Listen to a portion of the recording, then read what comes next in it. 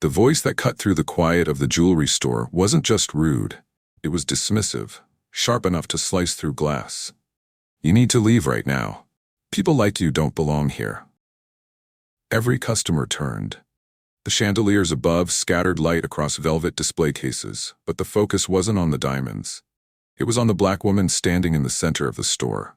Her navy blazer pressed, her eyes burning steady despite the insult hurled at her. She didn't flinch. She didn't step back. She simply stared at the manager who had dared to say it. There was a pause, a tension heavy enough that even the sound of the air conditioning seemed too loud. The manager's hand hovered near the store phone, ready to summon security, while the woman in the blazer slowly slid her hand into her bag, not trembling, not afraid, but with a resolve that unsettled everyone watching. The moment hung in the air like a storm about to break.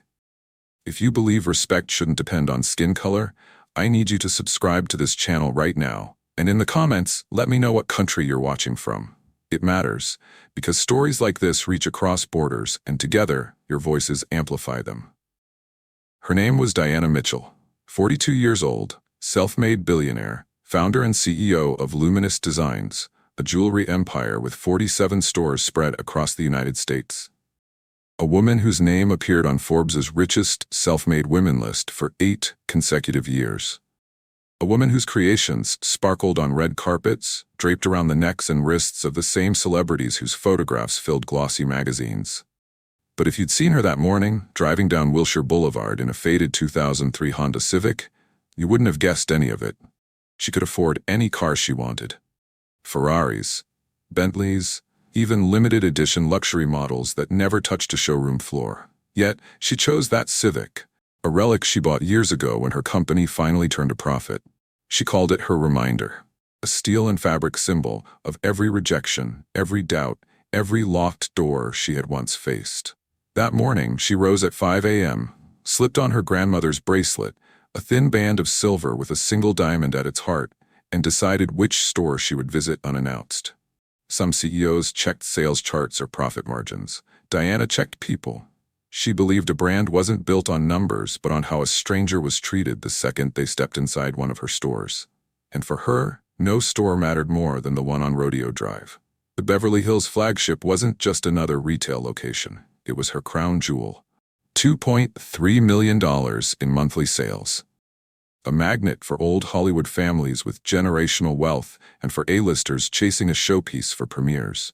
Inside, under spotlighted glass, sat the Aurora collection, her personal masterpiece. Necklaces, bracelets, and rings cut with such brilliance that even seasoned collectors stopped mid-breath when they saw them. At its center, the Aurora necklace, valued at $350,000, the kind of creation that cemented her reputation worldwide. When Diana parked her Civic between a Porsche and a Rolls-Royce that morning, heads turned. Not everyone knew her face, but they knew enough to wonder, who drives that here? She ignored it, as she always did. Adjusted her blazer, touched her bracelet, and stepped inside. The store smelled faintly of polished wood and white roses placed carefully near the entrance. Strings of soft classical music drifted overhead. She noticed details others might miss. A crooked display case, a fingerprint smudge on glass, a light bulb in the far corner casting uneven glow. To her, these were signs, markers of discipline slipping. She kept walking, eyes set on the Aurora display. That's when Patricia Whitman, the store manager, intercepted her. Blonde hair pinned in a perfect bun, pearl earrings gleaming against a silk blouse, posture as stiff as the diamonds in the cases she guarded. Patricia's smile spread quickly, but not to her eyes. In one glance, she had sized Diana up. The modest car she must have arrived in, the understated bracelet, the lack of obvious luxury. To Patricia, this wasn't a serious customer. It was an interruption. "Good morning," Patricia said with a syrupy tone. "Can I help you find something within your range?" Diana's gaze flicked toward the Aurora collection. Calmly, she said, "Yes, I'd like to see those." Patricia followed her eyes, and her smile faltered. The Aurora wasn't shown to just anyone. It was reserved for the wealthiest clients, those who dripped money before they even walked through the door. And now, a black woman who had walked in without a chauffeur, without diamond-draped accessories, was asking to see it. Patricia hesitated. Her voice cooled. "Those pieces start at $200,000. Diana didn't blink. I understand. I'd still like to see them. For the first time, Patricia's cheerful mask cracked. The pause stretched long enough for customers nearby to notice, and in that moment, before Diana even touched the diamonds, a line had already been drawn across the polished marble floor. Would Patricia honor the request, or would she show everyone in that store exactly what she really believed about who belonged and who didn't? Patricia's smile stretched wider, the kind of smile that looked polite to an untrained eye but dripped with quiet dismissal. Her voice carried that same thin sweetness, like someone speaking to a guest who had overstayed their welcome. "So, you'd like to see the Aurora collection?" she asked, her tone lilting as though repeating a child's request for candy. Her hands lingered on the glass case, but she didn't move to open it. Instead, she tilted her head, her eyes narrowing ever so slightly as they scanned Diana from head to toe. Diana stood tall. She had spent decades in boardrooms where people underestimated her before she spoke. Her calm was her armor. "Yes," she said simply. Patricia let out a light laugh, the kind designed to sound charming but meant to wound. "Well, you should know, those pieces are quite premium. They begin at $200,000. Most customers prefer to start in the mid-range collections." The words landed like a test. Patricia wasn't informing, she was warning. Her posture made that clear. Arms folded across her chest, chin tilted slightly upward, eyes daring Diana to back down. "I'm aware of the price," Diana answered, her voice steady. "I'd like to see them." The firmness in her tone should have ended the matter. But Patricia wasn't ready to let go. She leaned closer, lowering her voice to what she thought was discretion. "May I ask, what's the occasion? These aren't exactly everyday purchases." It was the kind of question Diana had fielded countless times in her life. Not curiosity, not customer service. An interrogation disguised as small talk. She caught the hint behind Patricia's words. "What are you doing here? Why would someone like you want this?" Diana's eyes flicked briefly to the Aurora necklace gleaming under the lights. Then she met Patricia's gaze head-on. "Does there need to be an occasion?" For a moment, Patricia froze. The directness unsettled her, but arrogance is quick to recover. She chuckled again, brushing invisible lint from her blouse. "Of course not, but we like to understand our clients better. It helps us suggest the appropriate items." Her emphasis lingered on that final word, appropriate, as though certain pieces of jewelry were not meant for certain people. Diana had faced prejudice in subtler forms, handshakes not offered, titles left unspoken, eyes sliding past her in rooms where she was the highest-ranking executive. But here, in a store she had designed from the ground up, the sting cut deeper. She didn't show it. She adjusted her blazer sleeve, clasped her grandmother's bracelet, and replied, "I'm interested in the Aurora. That's all you need to know." The young sales associate, Ashley, shifted behind the counter. She had caught every word, and the unease flickered across her face. Kevin, the assistant manager, glanced up from paperwork. He noticed too, though he quickly looked down again. Patricia, however, either didn't notice or didn't care. She tapped her manicured nails against the glass. Tap, tap, tap. "Well," she said slowly, "these pieces are delicate. Perhaps I could show you something a bit more accessible first. We have some lovely items in the $500 to $2,000 range. Perfect gifts." It wasn't a suggestion, it was dismissal dressed in politeness. Patricia was pushing Diana toward the cheaper section, trying to box her into a role she had already decided fit. Diana's lips tightened, but her voice stayed calm. "No, the Aurora." Patricia sighed, her mask of courtesy slipping for just a second. She unlocked the case, moving at a snail's pace, her body angled as though shielding the diamonds. When she finally lifted a necklace from the velvet, her hand hovered protectively, reluctant to let Diana close. "You'll want to be careful," she said, her tone condescending. "These are worth more than most people's homes." The jab was sharp. She wanted Diana to feel small, to feel out of place. But Diana leaned in, studying the necklace with the eye of a master jeweler. "The cut is excellent," she murmured, her voice even, her expression composed. "Colombian origin, if I'm not mistaken." Patricia blinked, startled. "How did you?" She stopped herself, her cheeks flushed, a crack in her control. Diana continued, calm and precise. "The clarity is flawless, but the prongs on the setting, slightly uneven. See?" She gestured gently. For a heartbeat, Patricia's composure faltered. The woman she had pegged as an unworthy browser had spoken with the authority of someone who knew the craft better than most. But pride rushed back in, hot and defensive. Our jewelers are masters, she snapped. They don't make mistakes. Diana looked at her steadily. Everyone can improve. The silence that followed was heavy. Patricia's jaw clenched. Customers browsing nearby pretended not to listen, but their ears were tuned to every syllable. Ashley's eyes lingered on Diana with quiet admiration, while Marcus, the security guard near the door, shifted his weight, sensing tension. Patricia forced another brittle smile, but the contempt behind it was impossible to miss. She slid the necklace back into its case with a snap louder than necessary. Perhaps these pieces aren't the best fit for you after all. Her voice dripped with superiority, but Diana only straightened her shoulders, unbothered. She had heard the insult buried in that sentence, and she wasn't about to let it pass. The storm inside the store had only begun. Patricia placed the necklace back in the case with a flick of her wrist, the glass clinking as she shut it.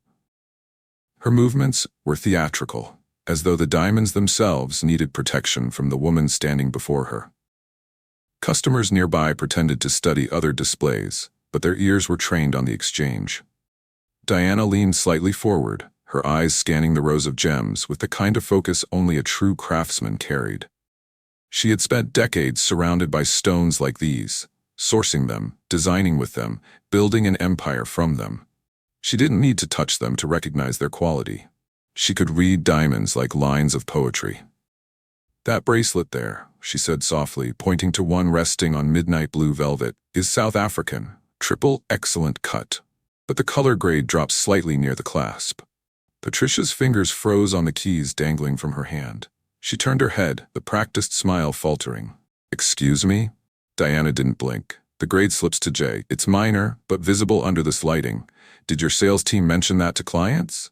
For the first time that morning, Patricia's confidence cracked. She had expected Diana to gawk like a tourist, not critique like an expert. She recovered quickly, voice sharp. Our jewelers guarantee flawless quality. You must be mistaken. Diana's gaze never wavered. I don't mistake color grading, not after 20 years of this work. The words struck with quiet authority, as if the air shifted. Ashley, still was at the counter, glanced up with wide eyes. Even Kevin, usually glued to spreadsheets, looked over. The room was starting to understand. This customer wasn't ordinary. But Patricia's pride bristled. She couldn't allow a woman she had already deemed unworthy to undermine her authority in front of others. She gave a tight laugh, one that rang false. Perhaps you read too much online. The internet can make anyone feel like an expert these days. Diana's lips curved, not in amusement but in disbelief. I don't need the internet. I've inspected more diamonds than I can count. The prongs on that ring, she pointed to another piece in the case, a halo cut surrounded by smaller stones, are uneven. If you run your finger across, you'll feel it catch. That weakens security. A gem that valuable deserves better. Her voice was calm, but the critique was razor sharp. Patricia's face flushed a shade darker. She snapped the case shut again and folded her arms. Our quality is beyond question. It should be, Diana replied, but even masters can overlook details. Pretending otherwise doesn't change the flaw. A murmur passed through the nearest customers. They couldn't help it. They were witnessing something rare, someone confident enough to challenge the store's gatekeeper without raising her voice. Patricia felt it too. Her territory, her control, was slipping. She leaned closer, her words laced with condescension. You know, these pieces aren't for everyone. It takes a certain sophistication to appreciate them properly. There it was, not even subtle anymore. A statement meant to draw a line between us and you. Diana's expression remained unreadable. She didn't need to argue. Her silence was louder than any rebuttal. She let Patricia's words hang in the air, exposed for everyone around to judge. Ashley's hands clenched into fists at her sides. Marcus, the guard, shifted near the door, his eyes flicking uneasily between the two women. Even Kevin's jaw tightened as though he was holding back from stepping in. The weight of the moment pressed on them all. But Patricia, blind in her arrogance, mistook their discomfort for support. She smirked and added, "Perhaps you'd prefer to browse our fashion jewelry instead. More approachable, less intimidating." The insult was deliberate, dressed up in fake hospitality. She had no idea she had just poured gasoline on a fire she couldn't control. Diana finally spoke, her tone cool, deliberate. "I didn't come here for fashion jewelry." Her eyes drifted back to the Aurora necklace. "I came for that." The room hushed. Patricia's smirk twitched, but she stood her ground. She had underestimated this woman from the moment she walked through the door, and every second was proving her mistake. Yet instead of retreating, she doubled down, stiffening her spine as if the diamonds themselves were her shield. And as her voice sharpened as she prepared her next words, everyone watching could sense it. This wasn't just a sales interaction anymore. It was a confrontation building, a clash of dignity against arrogance, and one wrong sentence would ignite it fully. The glass case clicked shut, Patricia clutching the key like a trophy she refused to part with. She was about to unleash another dismissal when the store's front door chimed. A wealthy white couple entered, Mr. and Mrs. Blackstone. He wore a tailored navy suit, she a cream cashmere shawl with diamond studs flashing at her ears. Their entrance was like a signal. Patricia's entire demeanor transformed. The irritation in her eyes melted into delight, her posture straightened, and her voice leapt an octave as though she'd spotted royalty. "Mr. and Mrs. Blackstone," she exclaimed, gliding toward them with arms extended. "What an honor to see you today." She didn't even glance back at Diana. The Aurora case still stood unlocked, its diamonds gleaming under perfect lighting, but Patricia abandoned it without hesitation. "Have you been well?" Patricia continued, her tone warm, genuine in a way it hadn't been moments before. "I have some exquisite new arrivals I've been dying to show you." The contrast was staggering. Seconds earlier, she had been cold, that skeptical, protective. Now she was bubbling with energy, fawning over the couple with champagne promises in her tone. Diana stood motionless, watching. She wasn't surprised. Not really. She had seen the same act before. Respect rationed out according to skin color, courtesy doled like privilege reserved only for some. Still, standing ignored in her own flagship store sent a chill through her veins sharper than any diamond edge. Mrs. Blackstone leaned against the counter as Patricia pulled out trays of jewelry with enthusiasm she hadn't shown all morning. "These earrings came in just yesterday. Absolutely perfect for your anniversary dinner, don't you think?" Patricia's voice rang through the store, animated, alive. And then, in a hushed tone she thought no one else could hear, she cast a glance toward Diana lingering near the Aurora case. "We get all kinds wandering in," she whispered to the couple. "But don't worry, I'll take good care of you." The words slashed the air. Diana's chest tightened, her hand instinctively brushing her grandmother's bracelet as if grounding herself. Around her, the employees shifted. Ashley's face flushed with quiet anger. She had grown up in a family that taught her respect wasn't negotiable. Kevin looked down again at his paperwork, the pen in his hand hovering, tapping once, betraying his discomfort. Marcus, the security guard, straightened from where he leaned by the door, his eyes narrowing at Patricia's remark. They had all heard it. Everyone within earshot had. But Patricia carried on, oblivious or uncaring, bending low to drape a necklace around Mrs. Blackstone's neck, like a trusted confidant. Diana waited. 15 minutes ticked by. 15 minutes of laughter, compliments, champagne offers, and promises of VIP seating in the lounge at the back. 15 minutes where the Blackstones were pampered as though the store existed only for them, while Diana stood invisible, a shadow by the very collection she had commissioned and approved. Ashley finally broke. She approached Diana cautiously, offering a small, apologetic smile. "Ma'am, can I help you with anything?" Her voice was soft but sincere, carrying the weight of someone who knew what was right, even if it wasn't easy to say. Diana's lips curved faintly. "Thank you," she began, but Patricia's sharp voice cut across the floor like a whip. "Ashley, the back inventory needs organizing, now." The young associate froze, glancing between Diana and Patricia. The order wasn't a request. Patricia's eyes were hard, warning her not to get involved. Shoulders tense, Ashley retreated, her frustration burning in silence. Diana stood alone again. Alone, but not broken. She had been underestimated in boardrooms, ignored in negotiations, mocked at dinners where her presence had startled men who thought power came only in one color. This was nothing new. Yet the sting wasn't dulled by familiarity, it cut fresh every time. Her gaze moved slowly around the store. Customers who pretended not to stare, Ashley biting her lip behind the counter, Kevin gripping his pen so tightly it might snap, Marcus adjusting his stance by the door. Everyone had seen it. Everyone knew what Patricia was doing. Diana exhaled, calm but steady, then stepped toward Patricia. The necklace on Mrs. Blackstone glittered under the lights, but Diana's focus was unflinching. "Excuse me," she said evenly, her voice carrying across the store. I'm still interested in the Aurora piece. The air shifted. Patricia turned, her face stiffening, annoyance flaring at being reminded of the woman she had worked so hard to ignore. Her lips curled into a smile that didn't reach her eyes. Of course you are, she said, her tone dripping with condescension. But the Aurora isn't for everyone. The words clung to the silence like poison. The seconds bled into minutes. Diana stood by the Aurora case, still unlocked, still gleaming, but she might as well have been invisible. Patricia laughed with the Blackstones, her voice echoing across the polished marble. She leaned close, offered champagne, and draped necklaces across Mrs. Blackstone's shoulders as if performing for an audience. Diana's patience had limits. She folded her hands in front of her, the silver bracelet on her wrist catching the light. It wasn't anger that filled her. It was a kind of cold endurance, the kind she had mastered in a world that had tried for decades to convince her she didn't belong. 15 minutes passed. 15 minutes of deliberate neglect. She could feel eyes on her. Ashley's troubled glance from behind the counter, Marcus's measured stance at the door, Kevin's pen tapping in nervous rhythm against the desk. Even customers who weren't part of the exchange sensed the imbalance. They whispered quietly, pretending to browse, their reflections flickering in the mirrored display cases. Finally, Diana stepped forward. Her heels clicked once against the marble, and the sound alone seemed to cut through the chatter. She approached Patricia, who was fastening a clasp on Mrs. Blackstone's necklace. "Excuse me," Diana said evenly. "I'm still interested in the Aurora piece." The room stilled. Patricia turned, her eyes flashing with irritation, her polite mask slipping.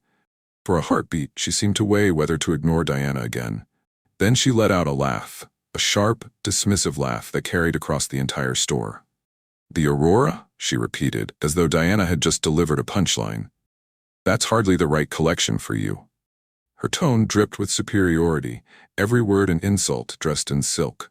She gestured dismissively toward a row of lower-priced displays near the entrance. "Perhaps you'd be more comfortable in our fashion jewelry section. Lovely pieces, very accessible, more appropriate." The humiliation was no longer subtle. It was public, deliberate, and stung like acid. The Blackstones turned, their curiosity piqued. Customers nearby raised their eyebrows, some reaching quietly for their phones, sensing drama worth recording.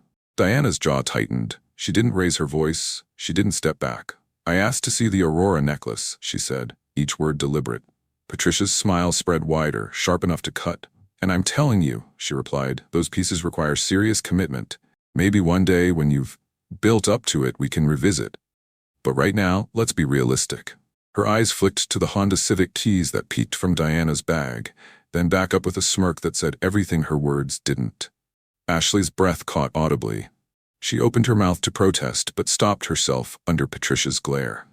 Kevin's pen dropped to the desk, rolling across papers. Marcus's hands tightened behind his back, his posture more rigid than before. Everyone could feel it. A line had been crossed, not just of professionalism, but of dignity. The Blackstones watched too. They weren't intervening, but their silence carried its own weight. To them, Patricia's behavior was expected, a gatekeeper maintaining exclusivity.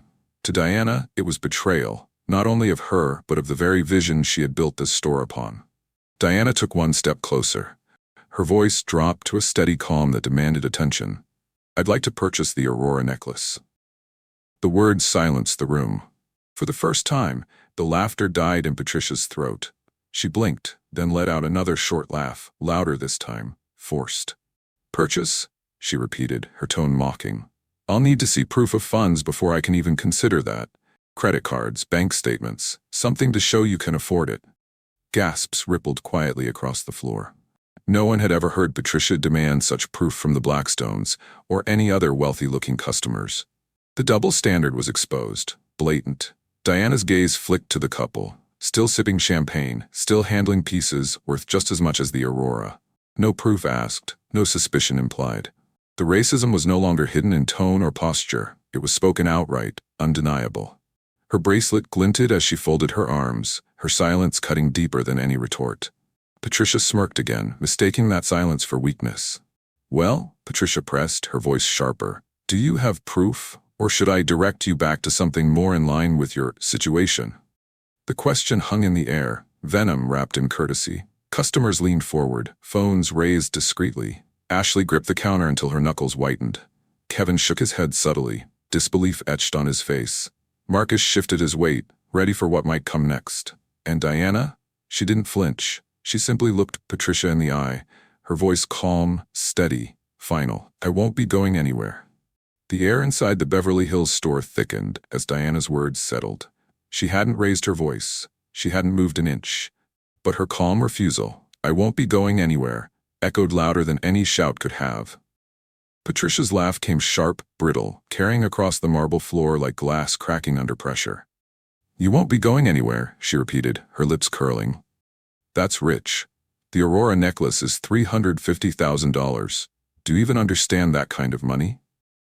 I do, Diana replied, steady as stone. And I'm telling you again, I want to purchase it. Patricia's eyes widened, then narrowed into disbelief. She shook her head as though trying to clear it, then leaned closer with a sneer that everyone in the store could hear. All right then, show me proof. Bank statements, a card with a limit high enough, cash receipts if you've got them. She chuckled again, dripping sarcasm. Unless, of course, you're just wasting everyone's time. The insult rang out like a slap. Ashley's lips parted in protest, but fear of retaliation kept her quiet. Kevin rubbed his temple, muttering under his breath. Marcus shifted by the door, his stance firm but uneasy. Diana didn't let the jab shake her. She gestured slightly toward the Blackstones, still sipping champagne in plush chairs, trays of diamonds spread before them. Did you ask them for proof of funds? Patricia froze for half a beat. Then her voice rose, defensive, cutting. That's different. I know the Blackstones. They're established clients. People like them don't need to prove themselves. People like them, Diana repeated softly, her eyes steady. Patricia's cheeks flushed crimson.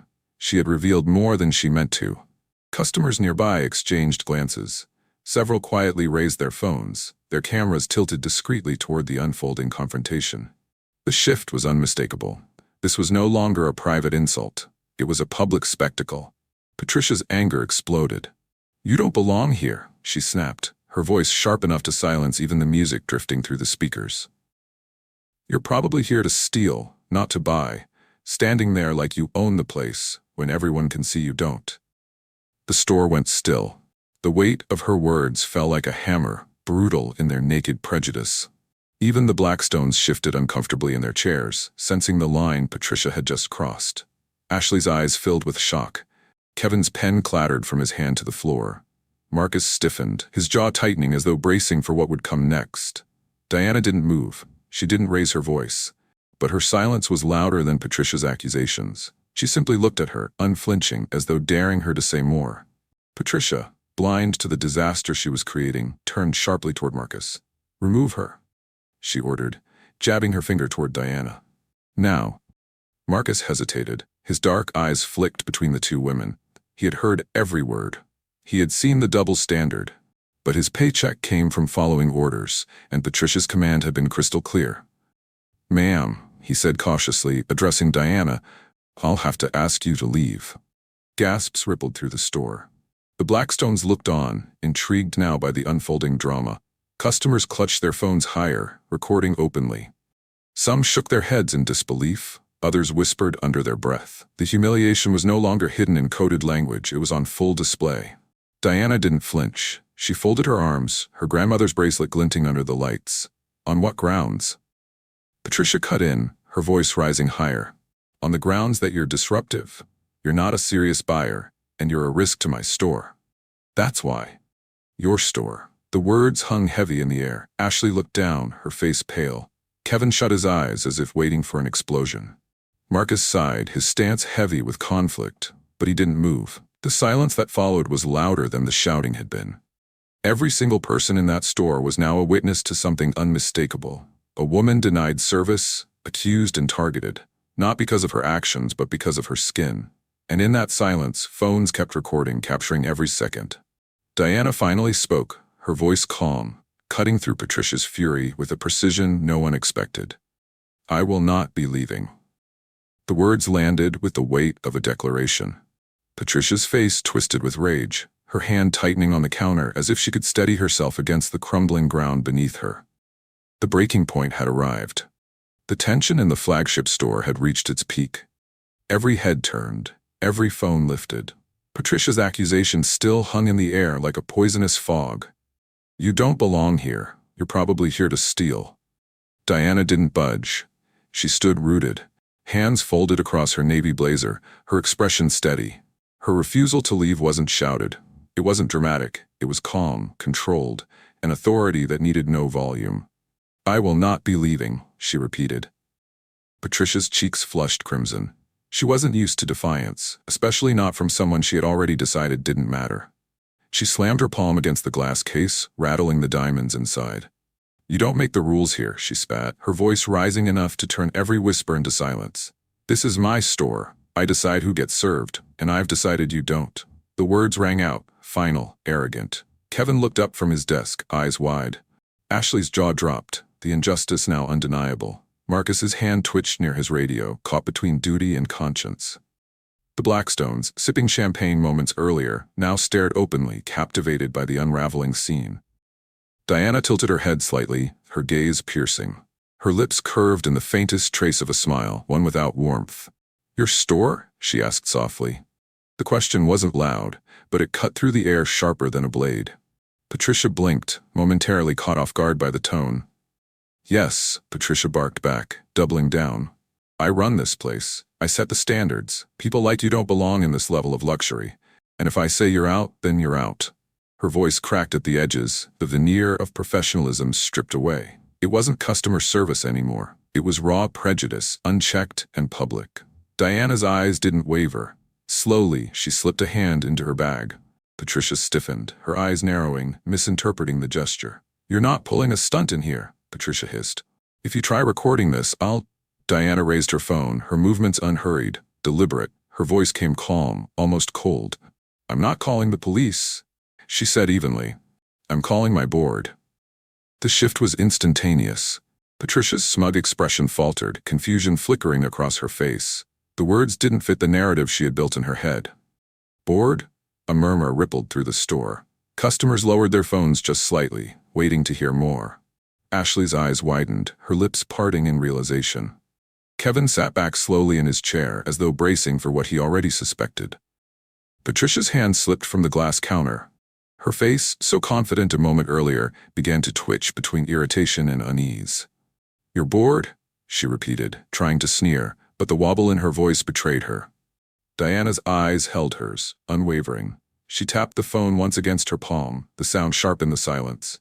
"The same board that owns this flagship. The same board that reviews how employees represent the company. The same board that pays your salary." Patricia's jaw dropped. The words hit harder than any accusation. Around them, customers leaned closer, straining to catch every syllable. "I'm not just some woman off the street," Diana continued, her tone crisp, the edge of her fury tempered into precision.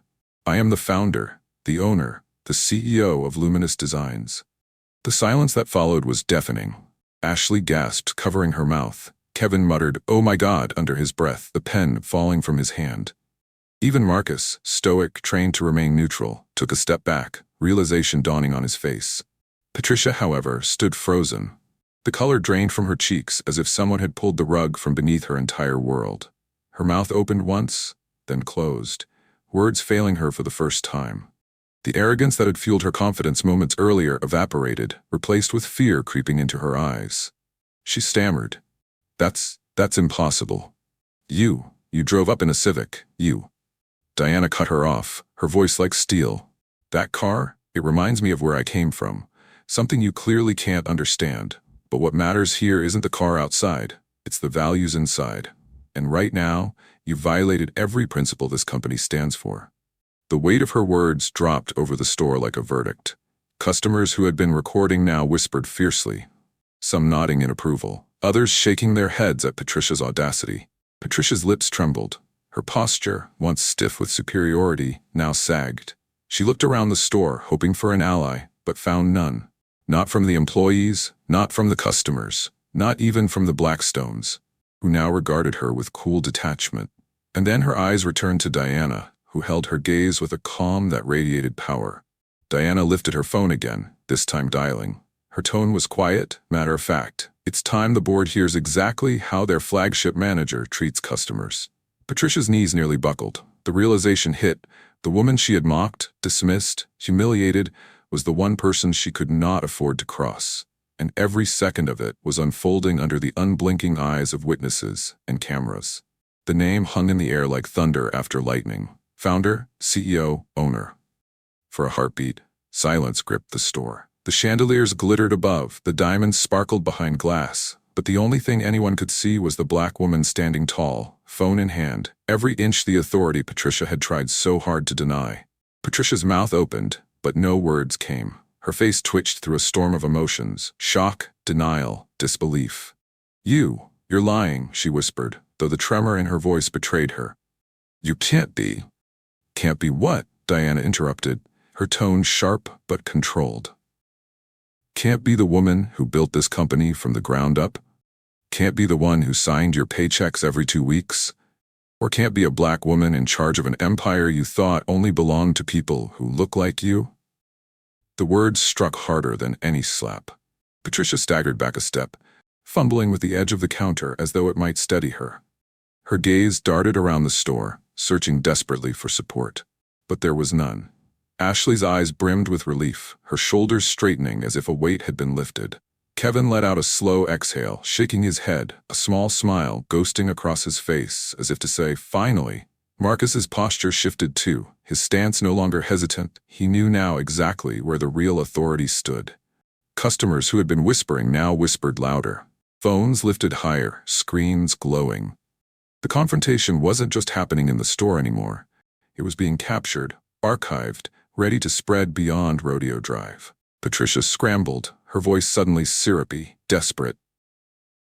"Miss Mitchell, I didn't recognize you. If I had known..." Diana's eyes narrowed, her voice cutting through Patricia's excuses. "If you had known, you would have fawned. If you had known, you would have brought champagne, draped me in diamonds, treated me with the respect I already deserved. But you didn't. And that's the point, isn't it? Respect shouldn't depend on recognition. It should be the standard for every person who walks through those doors." Patricia's face burned crimson, but she pushed forward, words tumbling. "I was just trying to protect the integrity of the brand. You have to understand, I thought." "You thought my skin color decided whether I could afford what I created," Diana snapped. Her tone was still even, but the fury beneath it vibrated like a low hum. "You thought my presence made me a suspect instead of a client. You thought wrong." Kevin and Ashley exchanged glances again, silent confirmation of everything they had endured under Patricia's management. The belittling remarks, the bias, the gatekeeping. It was all being exposed, not by them, but by the very woman who held the highest authority in the company. Diana turned, her gaze sweeping the room, landing on Marcus. Her voice carried, calm but commanding. "Lock the doors. No one leaves until I finish here." The order rang out like law. Marcus hesitated for only a fraction of a second, then nodded firmly. He moved to the front, securing the glass doors with a swift click that echoed like a gavel. Gasps rippled through the store. Customers shifted uneasily, unsure whether to feel trapped or privileged to witness history unfold, but none dared move.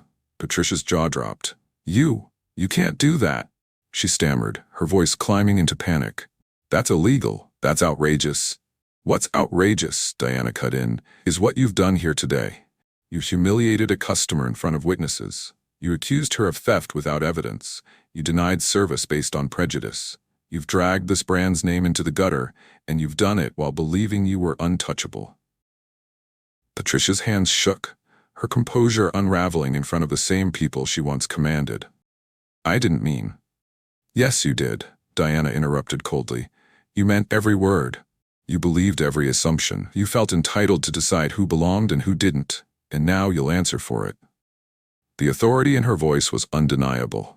It was no longer a question of who ran the store. The shift was visible in every eye, every phone, every whispered breath. The hierarchy Patricia clung to had collapsed. Patricia tried one last time, her voice pleading now. "Please, Miss Mitchell, I can explain." But Diana raised a hand, silencing her. The weight of the gesture was absolute. Patricia's words died in her throat. In that moment, it was clear. Control had passed entirely to the woman Patricia had tried to erase. The power reversal was complete, and there was no way back. The doors were locked, the murmurs quieted, Every eye was fixed on Diana, the woman Patricia had tried to erase from her own empire. Authority radiated from her. Not loud, not frantic, but steady, undeniable. Diana stepped forward, her heels clicking on marble that suddenly sounded like a courtroom floor. She faced the crowd, customers, staff, strangers with phones raised, and her voice filled the room. This company was built on one principle, she began, her gaze sweeping the store. That every person who walks through these doors deserves to be treated with dignity. Not some, not the wealthy, not those who fit a narrow definition of belonging, everyone. The words landed like stone. Even the chandeliers above seemed to vibrate with their weight. Diana turned her focus to Patricia. You've violated that principle. You've humiliated a customer. You've accused without evidence. And you've done it not out of concern for security, but out of prejudice, out of arrogance. Patricia's lips trembled. She looked around for support, but none came. Ashley's arms were folded, her eyes sharp with quiet justice. Kevin stood tall, no longer hiding his disgust. Marcus remained by the door, expression unreadable, but clearly aligned with Diana's authority. You've dragged this store's name through the mud, Diana continued, and you've done it in front of witnesses, in front of employees, in front of the very people whose trust sustains us. You've shown them the opposite of what we stand for. Patricia opened her mouth to speak, but Diana's raised hand silenced her. You are no longer employed by Luminous Designs. Effective immediately, you are terminated.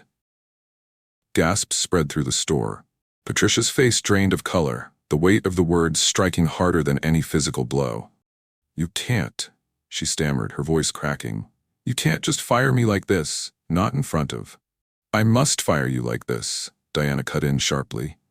Because the people you disrespected deserve to see that actions have consequences, that dignity is not optional, that this company will not tolerate racism, not whispered in corners, not hidden in tones, not shouted across a sales floor, not anywhere.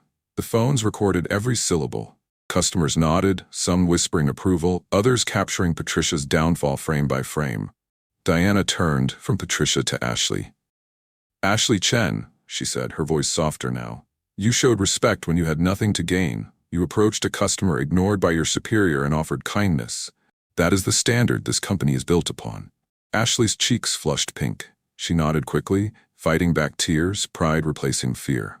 Then Diana looked to Kevin. Kevin Torres, you saw what was happening, and though you stayed silent under Patricia's shadow, you never joined in. Integrity is not about perfection. It's about knowing where the line is and refusing to cross it. Today, you showed me that line. Kevin's shoulders eased, the tension he'd carried under Patricia's management visibly lifting. He gave the smallest nod of gratitude, eyes shining with relief. And Marcus, Diana added, glancing toward the guard by the door, your hesitation was not weakness, it showed awareness. From now on, I expect you, and every employee here, to know that protecting this store begins with protecting the values it represents. Marcus straightened, his chest rising with pride. Yes, ma'am, he said firmly. Diana turned back to the crowd. This store, and every store in this company, will undergo a full audit of training and compliance. Every manager will answer for how they treat customers, not just how they manage sales, because no diamond here is more valuable than the dignity of the people who walk through these doors. The words struck like a verdict. Customers murmured in agreement. Ashley clapped once, tentatively, and soon others joined, the sound growing into applause that filled the store. Patricia stood frozen, her face pale, her lips trembling. Diana's eyes hardened. Marcus, escort her out. The guard moved forward. Patricia sputtered, This is humiliating. You can't do this in front of. But her protests died in the swell of clapping. Bones captured her every step as she was guided toward the door. For once, she had no power, no audience willing to shield her, no authority to hide behind. The woman who had boasted my store was leaving it in disgrace, not as a queen, but as a cautionary tale. As the doors unlocked, and Patricia was ushered outside, the applause thundered louder. Customers who had witnessed everything now looked at Diana with respect, their earlier discomfort replaced with awe. Diana didn't smile, she didn't revel. She stood tall, her voice steady as she delivered her final words. Racism has no place here. Not today, not ever. And with that, Patricia Whitman's reign ended. Not in private, not quietly, but in the full light of accountability. The echoes of that day lingered long after the doors reopened. Customers left with their purchases. But more than diamonds, they carried a story, one they would repeat to friends, to family, to strangers scrolling through videos online. It was never just about a necklace. It was never just about a store. What unfolded inside those walls revealed a truth too many already know. Racism doesn't just live in the streets. It hides in luxury storefronts, in marble-floored showrooms, in spaces where prejudice is dressed up as exclusivity. Diana had walked into her flagship expecting to see how her vision was being carried out. Instead, she found her own name, her own brand, used as a weapon against people who look like her. She had stood where countless others had stood before, treated as invisible, dismissed as unworthy, suspected without cause. The only difference was this: she held the power to change it in real time. But what about the ones who don't? The ones who are told you don't belong, without any board of directors to call, without ownership to stand on, without witnesses brave enough to record. For them, dignity is denied quietly, day after day, in the places they shop, the places they work, the places they simply exist. That is why her stand mattered. Not because she was a CEO, not because of her billions, but because she refused to let silence become complicity. Every act of prejudice left unchecked grows stronger. Every humiliation ignored becomes permission for the next one. By standing tall, she showed that dignity outweighs diamonds, that respect is priceless. The lesson was written across Patricia's downfall. Authority built on exclusion is fragile, but dignity endures. Patricia thought she guarded the jewels, but Diana was the jewel all along, and that truth should never be forgotten. Now I turn to you, the ones watching, the ones listening, the ones who carry stories of your own. What would you have done in Diana's place? Would you have stood your ground when asked to leave? Would you have spoken up when someone nearby was treated as less? These are not easy questions, but they are necessary ones. Because change doesn't come from silence, it comes from choices. I want to hear from you. Comment below and tell me your thoughts. Share your country flag. Let us see how far this story has reached, how voices across the world can rise together against injustice. And if you believe, as I do, that stories like this must be told, shared, and remembered, then subscribe to Echoes of Hope Stories HQ. Because every time you do, you help ensure that dignity isn't buried under arrogance, that voices aren't silenced by prejudice, that the world remembers what too many try to ignore. Diana's stand wasn't just hers. It belongs to all who demand respect. To all who know that the color of your skin should never determine the service you receive, the seat you sit in, or the worth placed upon your life. Diamonds may sparkle, but dignity shines brighter. And no manager, no prejudice, no locked case can dim that light.